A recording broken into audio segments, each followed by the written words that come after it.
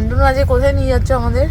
তোমাদেরকে একটা এখানে পুরনো প্রায় ব্রিটিশ আমলে ওয়ার্ল্ড ওয়ার 2 এর সময় একটা এয়ার বেস এখানে তৈরি করা হয়েছিল এই জয়পুর ফরেস্টের মধ্যেই। তো সেটা একটা হিডেন স্পট হয়ে এখন রয়েছে, তো ওইটাই দেখতে আমরা সকাল সকাল তোমাকে নিয়ে যাচ্ছি।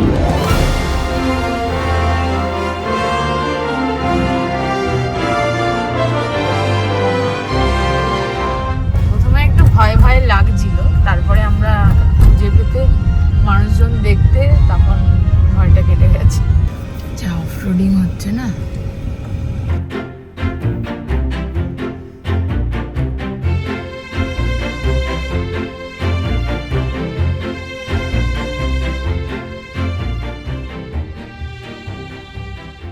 মল্লরাজাদের পৃষ্ঠপোষকতায় 1700-1800 শতকে নির্মিত এই টেরাকোটা মন্দিরগুলো শুধু কিন্তু উপাসনা স্থান নয়, এগুলো বাংলার স্থাপত্য ও শিল্পকলার এক অনন্য নিদর্শন।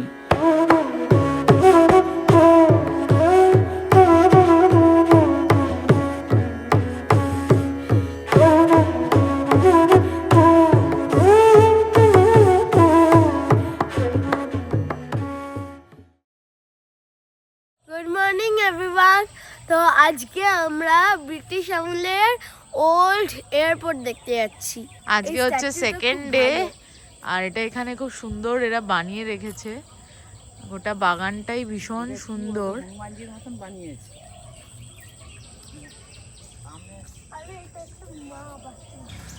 গাছে লিচুও হয়ে আছে বাগানে, আর পাশের দিকে আম গাছ, কত আম হয়ে আছে। আন্দোলন আজকে কোথায় নিয়ে যাচ্ছ আমাদের? তোমাদেরকে একটা এখানে পুরনো প্রায় ব্রিটিশ আমলে ওয়ার্ল্ড ওয়ার 2 এর সময় একটা এয়ার বেস এখানে তৈরি করা হয়েছিল এই জয়পুর ফরেস্টের মধ্যেই। তো সেটা একটা হিডেন স্পট হয়ে এখন রয়েছে, তো ওইটাই দেখতে আমরা সকাল সকাল তোমাকে নিয়ে যাচ্ছি। ব্রেকফাস্ট করার আগে অবধি আমরা ওটা দেখে চলে আসব, তারপর আমরা দেখতে বেরোবো আজকে বিষ্ণুপুর, টেরাকোটা, ছিন্নামস্তা, এইসব আমরা দেখে নেব।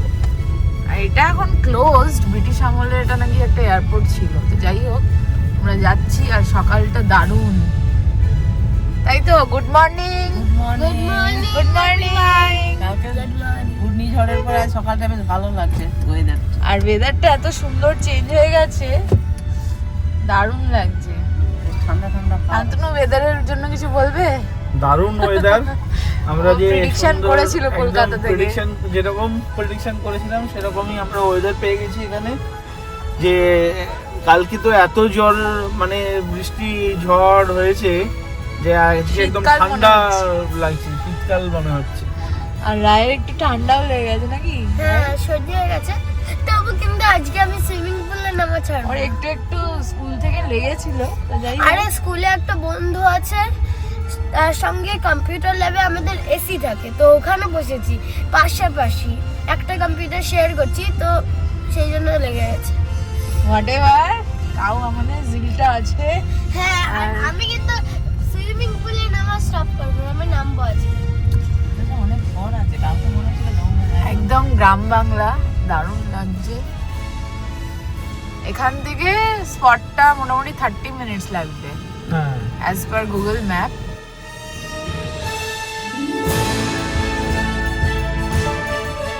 বিশ্বাস করবেন কি, বিষ্ণুপুর থেকে মাত্র কয়েক কিলোমিটার দূরেই রয়েছে এমন এক জঙ্গল যার বয়স কয়েকশো বছর। স্বাগতম জয়পুর জঙ্গলে। একসময় এই জঙ্গল ছিল মল্ল রাজাদের শিকার ক্ষেত্র, আর দ্বিতীয় বিশ্বযুদ্ধের সময় এই জঙ্গলের বুকেই তৈরি হয়েছিল সেই ঐতিহাসিক জায়গা যেখানে আমরা পৌঁছতে চলেছি। আর সেই জায়গা যাওয়ার জন্য আমরা ইউজ করছি গুগল ম্যাপ। আশা করি আমরা পৌঁছতে পারবো। আর আমরা ঢুকে পড়েছি জঙ্গলের ভেতরে। তো চারিদিকটা শুধু সবুজের সমারোহ, উঁচু শাল আর সেগুনের গাছ, পাখিদের ডাক আর এক অপূর্ব নীরবতা। এ যেন প্রকৃতির নিজের আঁকা এক জীবন্ত ক্যানভাস। আমরা এই ঘন জঙ্গল থেকে বেরিয়ে এরকম একটা বসবাস স্থানে পৌঁছেছি, যেখানে একটা স্কুল আছে। আবার আমরা এক্সপ্লোর করে করে যাচ্ছি, আবারও রাস্তা ভুল, তাই একটু জিজ্ঞেস টিজ্ঞেস করে ঠিক পথের দিকে যাওয়ার চেষ্টা করছি আমরা।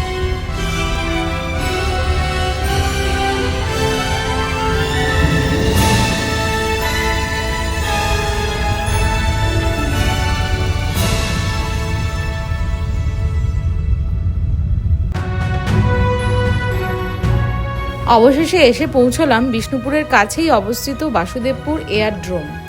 অনেকেই এই জায়গাটি বাসুদেবপুর চাতাল নামেও চেনেন, কিন্তু খুব কম মানুষই জানেন এটি একসময়ের ছিল ব্রিটিশদের একটি গুরুত্বপূর্ণ সামরিক এয়ারড্রোম। 1942 সালে দ্বিতীয় বিশ্বযুদ্ধের উত্তাল সময় পূর্ব ভারতের প্রতিরক্ষার জোরদার করতে ব্রিটিশ সরকার জয়পুর অরণ্যের মাঝে তৈরি করে এই এয়ারড্রোম। হ্যালো গাইস, এটা হচ্ছে চাতাল, আর এখানে আসার জন্য আমরা কতক্ষণ ধরে ওয়েট করছিলাম। আমি এখানে ডিসাইড করেছি এখানে আমি দৌড়ায় পালাবো। কত বড় জায়গা। এটা বানিয়েছিল এখান থেকে তাদের ওদের মানে এয়ার ফ্লাইট গুলো টেক অফ করার জন্য, যে আমাদের যে যুদ্ধের যে ফ্লাইট, আমি একটা এরোপ্লেন। এখান থেকেই সামরিক বিমান ওঠানামা করত এবং যুদ্ধকালীন বিভিন্ন গুরুত্বপূর্ণ অভিযানে ব্যবহৃত হতো এই রানওয়ে।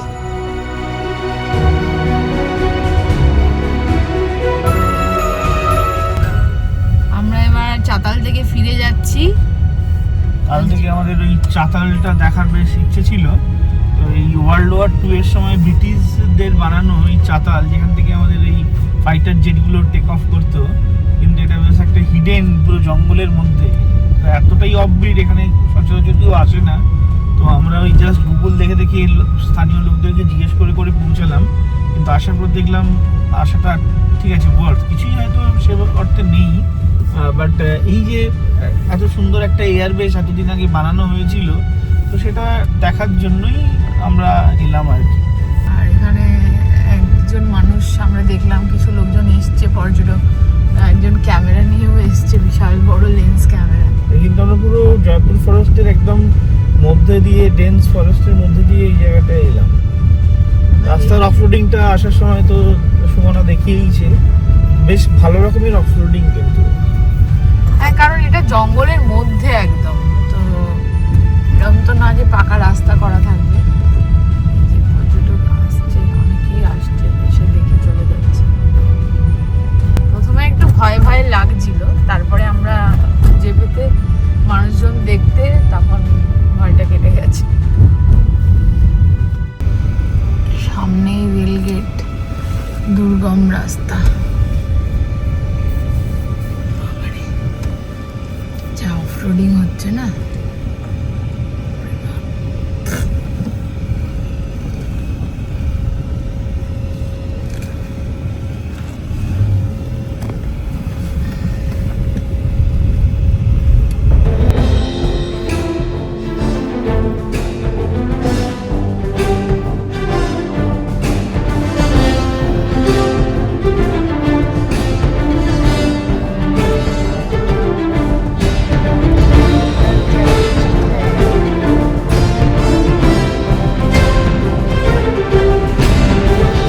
খাবে? আমরা এখানে দাঁড়িয়েছি, এই যে গাড়ি আর এই যে হাইওয়ে, আর এটা ফরেস্ট বিট অফিসের উল্টো দিকে চা দোকানটা মাঝে। আর আমরা সকালে চা খাচ্ছি এখন। রাই, কি করছিস?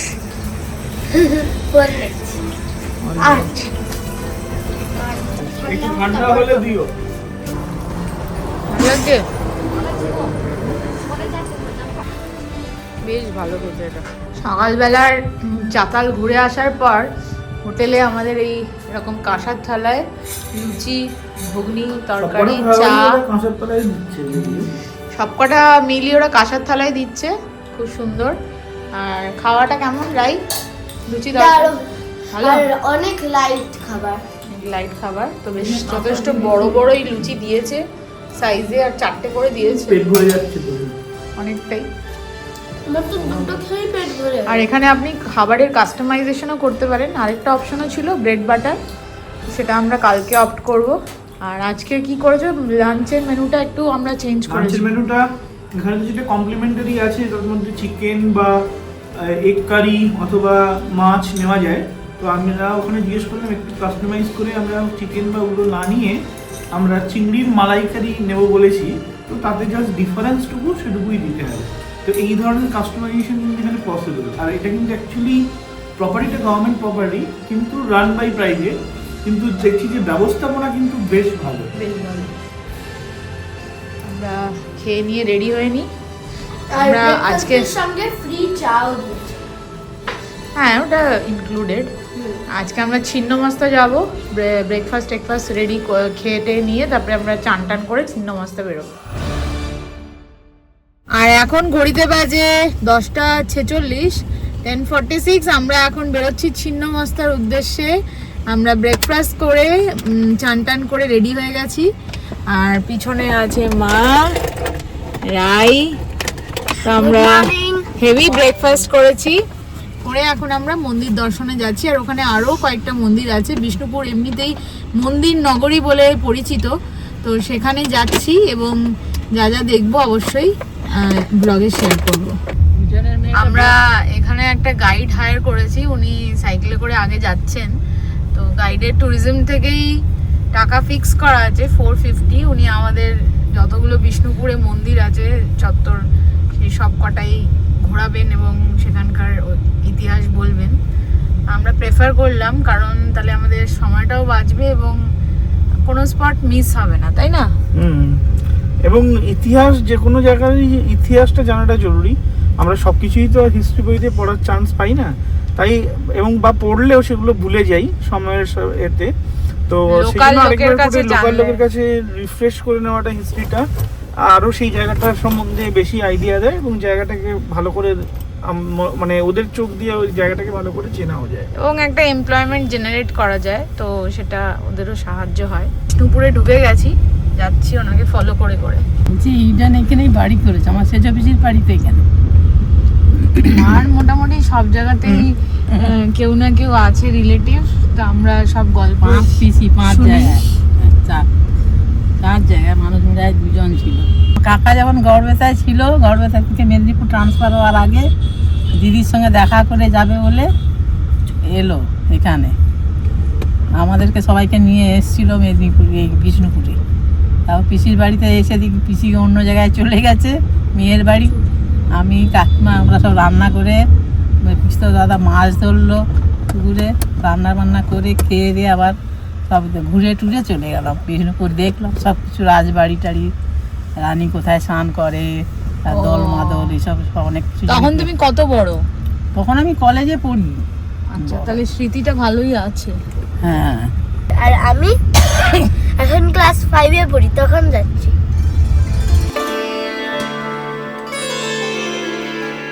আমরা এখন দাঁড়িয়ে আছি এমন এক শহরে যেখানে পোড়ামাটির প্রতিটি ইট শত শত বছরের ইতিহাসের সাক্ষী। মল্লরাজাদের পৃষ্ঠপোষকতায় 1700-1800 শতকে নির্মিত এই টেরাকোটা মন্দিরগুলো শুধু কিন্তু উপাসনার স্থান নয়, এগুলো বাংলার স্থাপত্য ও শিল্পকলার এক অনন্য নিদর্শন।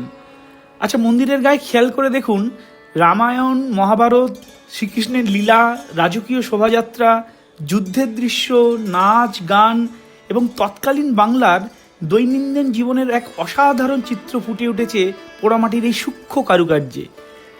প্রতিটি ইট, প্রতিটি নকশা যেন নীরবে বলে যায় বাংলার গৌরবময় অতীতের এক অনন্য গল্প। আর এই কারণেই বিষ্ণুপুরের টেরাকোটার মন্দির আজ শুধু পশ্চিমবঙ্গের নয়, ভারতের অন্যতম মূল্যবান ঐতিহাসিক ঐতিহ্য হিসাবে সমাদৃত। চলুন এবার দেখে নেওয়া যাক কাছ থেকে সেই অপূর্ব শিল্পকলা, যা সময়ের পরীক্ষায় শতাব্দীর পর শতাব্দী ধরে অমলিন হয়ে রয়েছে।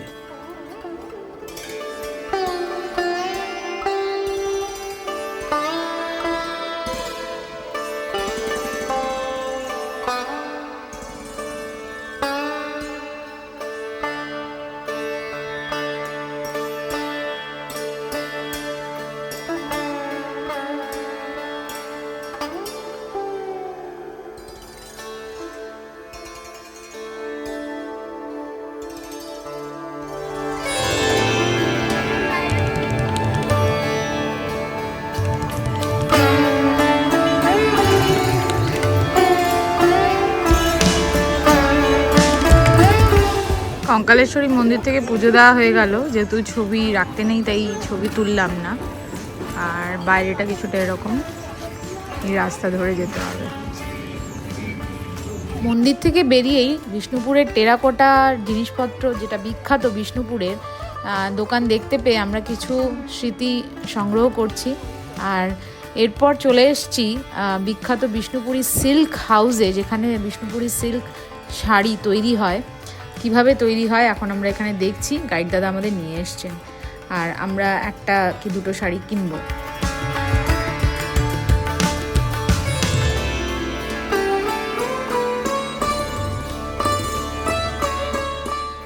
আর আমরা ঘুরে বেরিয়ে চলে এসেছি, বিষ্ণুপুর থেকে বাড়ি ফিরে গেছি, আর এখন লাঞ্চ করব। এই যে লাঞ্চ এখানে দিয়ে দিয়েছে অলরেডি। আচ্ছা, আজকে স্পেশাল হচ্ছে এই যে মালাই চিংড়ি, আমরা মাছ আর মাংসের বদলে এটা নিয়েছি। তাছাড়া রেগুলার যেরকম ভাত, ওরা এই যে এরকম করে সুন্দর করে প্যাক করে ঘরে দিয়ে যাচ্ছে। তো এই হচ্ছে আজকের খাবার দাবার। খাবার খেয়ে আপনাদের জানাচ্ছি খাবারটা কেমন লাগলো। খাবারটা কেমন? খুব ভালো। হ্যালো। আর এখানে বেগুন ভেজে দিয়েছে, আমার ফেভারিট জিনিস। আর এখানে পোস্তর বড়া দিতে বলা হয়েছিল, কিন্তু আলু পোস্তটাই মনে হয় আছে, সেজন্য ওটাই দিয়েছে। আজকের স্পেশাল চিংড়ি মাছের মালাইকারি।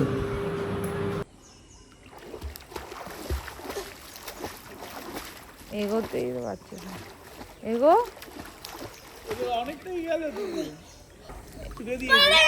আরে এগো, এখান থেকে এখান যা দেখি।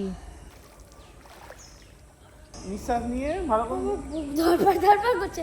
ডুবে গেল না? না না, কিছু উড়ে নিয়ে আও। আরে ডুবে গেল, জল আমি উঠে টেনে দিল।